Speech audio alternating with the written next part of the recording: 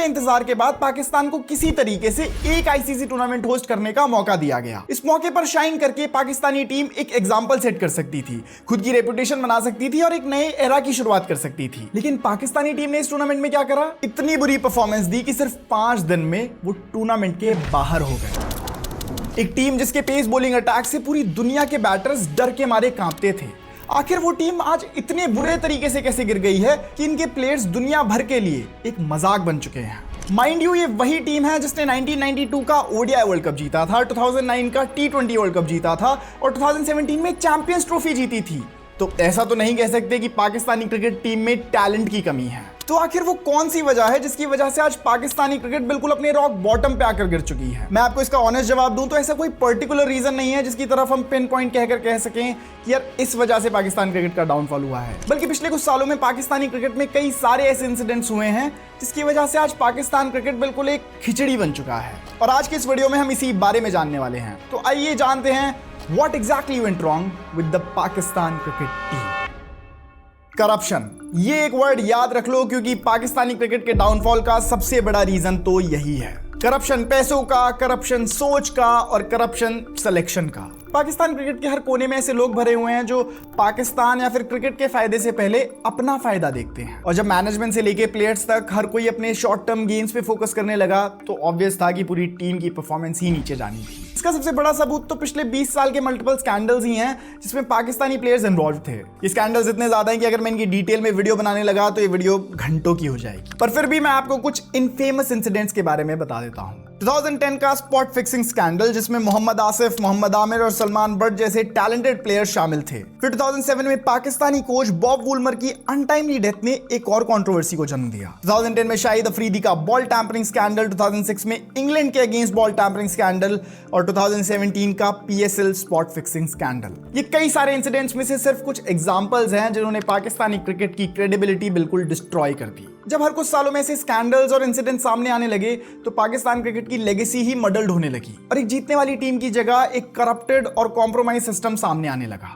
जब प्लेयर्स के बीच ईमानदारी और इंटीग्रिटी ही ना हो तो किसी भी स्पोर्ट में लॉन्ग टर्म सक्सेस होना तो पॉसिबल ही नहीं है। पाकिस्तानी क्रिकेट बोर्ड के डाउनफॉल का एक और बड़ा रीजन है उनका मैनेजमेंट। पाकिस्तानी क्रिकेट बोर्ड जो मैनेज से ज्यादा मिसमैनेज करता है। पाकिस्तानी क्रिकेट बोर्ड की एडमिनिस्ट्रेशन पूरी तरह से लिंक्ड है वहां की रूलिंग पार्टी से, क्योंकि जब भी पाकिस्तान में एक नई सरकार आती है तो वो सबसे पहले आते ही पाकिस्तानी क्रिकेट बोर्ड के चेयरमैन को बदलते हैं और अपना आदमी इस पोजीशन पर बैठा देते हैं। क्रिकेट क्योंकि पाकिस्तान के कल्चर का एक बहुत बड़ा हिस्सा है, इसलिए वहां के पॉलिटिशियंस की ये पूरी कोशिश रहती है कि उनका क्रिकेट के ऊपर पूरा कंट्रोल रहे और चीजें उन्हीं के हिसाब से हों। इसलिए कई बार ऐसा होता है कि पीसीबी के चेयरमैन की पोजीशन पर कई ऐसे लोगों को बिठा दिया जाता है जिन्हें ना तो क्रिकेट की कोई खास समझ होती है और ना ही ये क्रिकेट बोर्ड को मैनेज करने का एक्सपीरियंस होता है। और वर्स्ट केस सिनेरियो में तो ऐसे लोग आ जाते हैं जो शॉर्ट टर्म गेम्स पे फोकस करते हैं और बस उनकी ये कोशिश रहती है कि जल्दी से जल्दी इस बोर्ड के थ्रू ज्यादा से ज्यादा पैसे कमाओ और फिर निकल लो। इस अप्रोच का पाकिस्तान क्रिकेट पे लॉन्ग टर्म में एक बड़ा ही डिजास्टर्स इफेक्ट होता है। इसका एक क्लासिक एग्जांपल लोगों के सामने आया 2021 में, जब तब के प्राइम मिनिस्टर इमरान खान ने रमीज राजा को पीसीबी का चेयरमैन बनाया। एंड ऑल्दो रमीज राजा खुद एक क्रिकेटर रह चुके थे, लेकिन एक क्रिकेट बोर्ड को कैसे रन करते हैं इसका ना तो उनके पास कोई एक्सपीरियंस था और ना ही फ्यूचर का कोई विजन। उनके पास थी तो सिर्फ अपनी ईगो, और अपनी ईगो को सेटिस्फाई करने के लिए ही उन्होंने इतने सारे क्वेश्चनेबल डिसीजंस लिए जिन्होंने पाकिस्तान क्रिकेट में बहुत कम टाइम में बहुत ज्यादा डैमेज कर दिया। इतना डैमेज जिसको रिवर्स करने में कई साल लग जाएंगे। उनके सबसे बड़े ब्लंडर्स में से एक था पाकिस्तान में ड्रॉप इन पिचेस को इंट्रोड्यूस करना। Drop in pitches usually Australia जैसे देशों में यूज होती हैं जहां पर मल्टीपर्पज स्टेडियम्स होते हैं। रमीज राजा का प्लान था कि अगर पाकिस्तान में ऑस्ट्रेलिया जैसी पिचेस बनाएंगे तो प्लेयर्स उन कंडीशन से यूज्ड टू हो जाएंगे और फॉरेन टूर्स पर बेटर परफॉर्म करेंगे। लेकिन ये आइडिया प्लानिंग से लेकर एग्जीक्यूशन तक पूरी तरह फेल हो गया। पाकिस्तान और ऑस्ट्रेलिया का क्लाइमेट, सॉइल और पिच मेंटेनेंस सिस्टम्स बिल्कुल अलग हैं। रिजल्ट ये निकला कि ना सिर्फ पिचेस बेकार बनी बल्कि ऑस्ट्रेलिया ने पाकिस्तान में आकर उन्हीं की पिचेस पर पाकिस्तान को हरा भी दिया। उनके हारने का नुकसान तो था ही, लेकिन साथ ही ड्रॉप इन पिचेस लाने में जो करोड़ों रुपए खर्च किए गए थे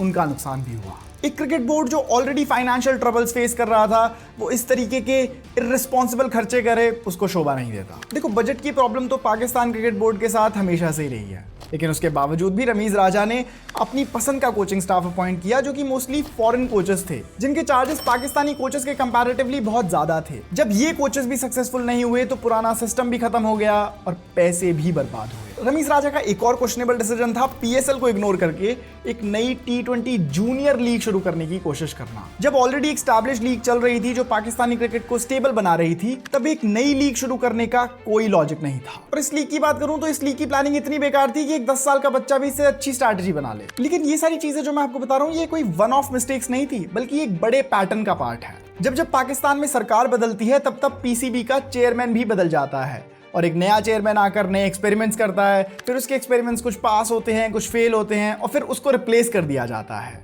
और फिर से यही पैटर्न रिपीट होता है। इस पूरे प्रोसेस में सरकार को भी फायदा होता है, चेयरमैन को भी फायदा होता है और सिर्फ अगर किसी को नुकसान होता है तो वो होता है पाकिस्तान क्रिकेट को। ऑन द कॉन्ट्ररी, दुनिया के दूसरे क्रिकेट बोर्ड्स में ऐसा नहीं होता। फॉर एग्जांपल, अगर इंडिया में बीसीसीआई का चेयरमैन चेंज होता है तो उससे टीम स्ट्रैटेजी या टीम के सिलेक्शन पर कोई डायरेक्ट इंपैक्ट नहीं पड़ता। क्रिकेट बोर्ड का काम आइडियली सिर्फ मैनेजमेंट होता है, ना कि टीम के इंटरनल अफेयर्स को कंट्रोल करना। लेकिन क्योंकि पाकिस्तानी पॉलिटिशियंस मैक्सिमम कंट्रोल करना चाहते हैं, इसलिए वो कई ऐसी चीजों में भी टांग अड़ाने लगते हैं जिनमें नहीं अड़ानी चाहिए और इसीलिए कई बार सिचुएशन उनके लिए आउट ऑफ कंट्रोल चली जाती है। और इन सब के अलावा पाकिस्तान की एक और बहुत बड़ी प्रॉब्लम है खुद पाकिस्तान। सिक्योरिटी इश्यूज के चलते पिछले एक डेकेड में दुनिया की कोई भी बड़ी टीम उनके देश में जाकर क्रिकेट नहीं खेलना चाहती। इस वजह से पाकिस्तान क्रिकेट का रेवेन्यू पिछले 10 सालों में ड्रास्टिकली गिर गया है और जब उनका रेवेन्यू गिरा तो उनकी इन्वेस्टमेंट भी गिरी और जब इन्वेस्टमेंट गिरी तो उनकी परफॉर्मेंस भी गिरने लगी। ये एक विशियस साइकिल जैसा है जो पाकिस्तान क्रिकेट को पीछे ढकेलता जा रहा है। वो तेरी ढकेलता जा रहा है। जब तक ये अपने सिक्योरिटी इश्यूज को सॉल्व नहीं कर लेते, तब तक पाकिस्तानी क्रिकेट सर्वाइवल मोड में ही चलेगा और तब तक ग्रोथ तो भूल ही जाओ। यहीं पे मैं आपको पाकिस्तानी क्रिकेट की एक और बड़ी प्रॉब्लम के बारे में बताना चाहता हूं, जो मेरे हिसाब से तो किसी भी देश के स्पोर्ट के लिए सबसे ज्यादा डेंजरस है। आप शायद ये पहली बार सुन रहे होंगे, लेकिन पाकिस्तानी क्रिकेट में एक बहुत माफिया जैसा नेटवर्क चलता है पीआर एजेंट्स और टैलेंट मैनेजमेंट एजेंसीज का।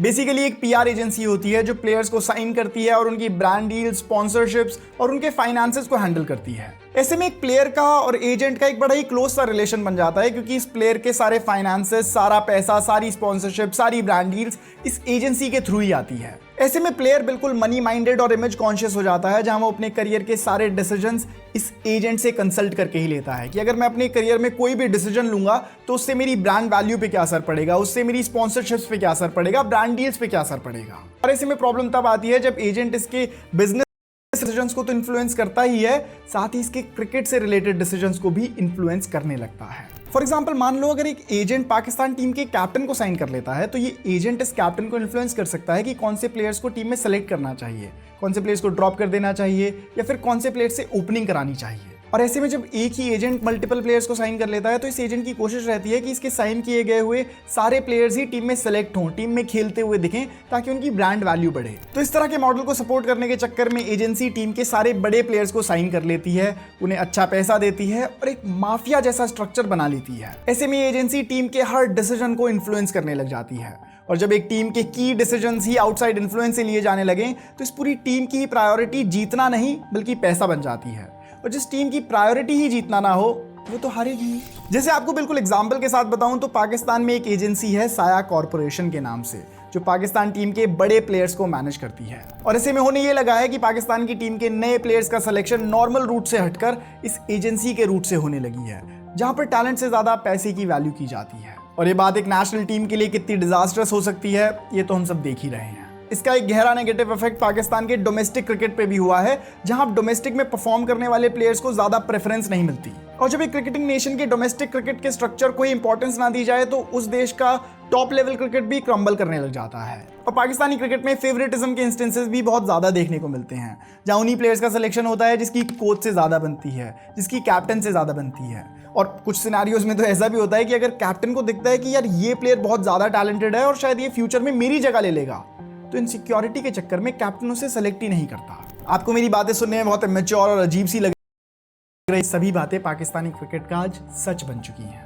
फिर चाहे वो कोई बाइलैटरल सीरीज हो या फिर आईसीसी टूर्नामेंट हो, ओपोनेंट इंडिया हो या फिर नीदरलैंड्स हो, इनकी वही सिमिलर सी स्क्वाड है जो हर फॉर्मेट में हर जगह खेलती हुई दिखती है।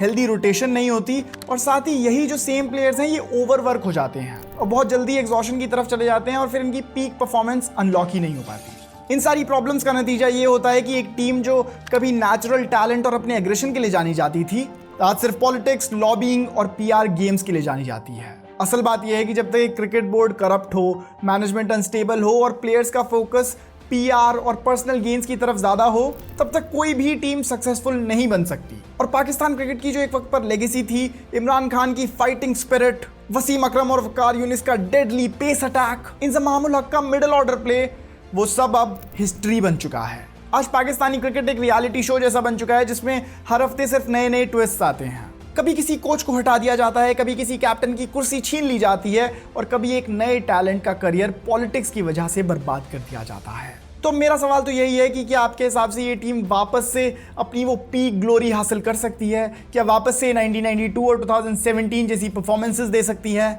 या फिर ये जो डाउनफॉल अभी चल रहा है ये डाउनफॉल और गहरा होने वाला है? तो दोस्तों यही थे मेरे हिसाब से कुछ रीजंस जिनकी वजह से पाकिस्तानी क्रिकेट का एक तगड़ा डाउनफॉल चल रहा है। मेरी तो वैसे यही उम्मीद है कि पाकिस्तानी क्रिकेट किसी तरीके से एक वापस कमबैक करे ताकि ये दूसरी टीम्स को टक्कर दे पाए, हमारी इंडियन टीम को टक्कर दे पाए, क्योंकि तभी तो इनके मैचेस देखने में मजा आता है जब हमारी टीम इनकी तगड़ी टीम को लतेड़ के हराती है। क्योंकि जब क्रिकेट में तगड़ा कंपटीशन होगा तभी क्रिकेट का लेवल बढ़ेगा, तभी स्पोर्ट का लेवल बढ़ेगा। बाकी दोस्तों अगर आपको वीडियो अच्छी लगी और आप इसी और वीडियोस देखना चाहते हो तो दोस्तों क्या कर रहे हो, इस वीडियो को कर दो लाइक, चैनल को कर दो सब्सक्राइब, एक आध कमेंट्स कर दो और मैं मिलूंगा आपको अगली वीडियो में। तब तक सायोनारा, बाय बाय।